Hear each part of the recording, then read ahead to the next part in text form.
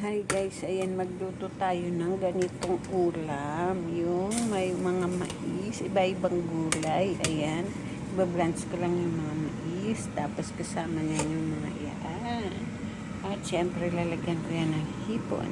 Guys, nag-blanch ko na. Lagyan ko ng mantika kaunti para hindi masunog ang butter.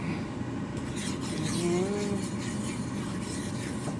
Siyempre, lulutuin natin yan sa butter. Ayan.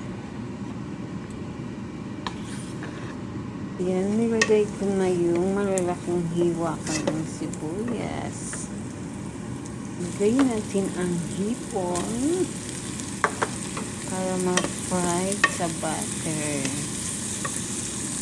Lagyan natin ng paminta dito pala para maglasa na.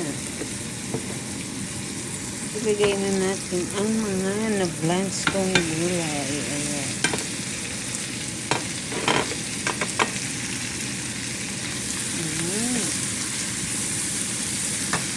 Siyempre, eto pa.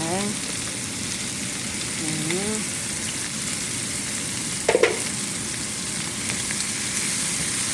At ang bokchoy, hindi ko na ito blinance kasi madaling maluto eh.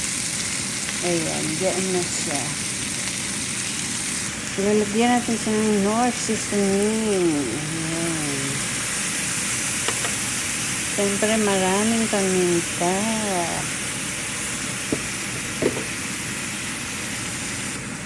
Knorr chicken powder. Ayan, chicken powder. Palagyan natin siya ng oyster sauce. Madami. Hindi naman uubusin. Ayan.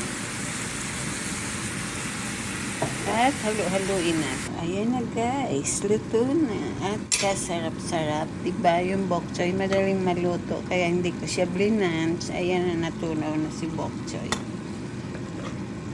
Taste.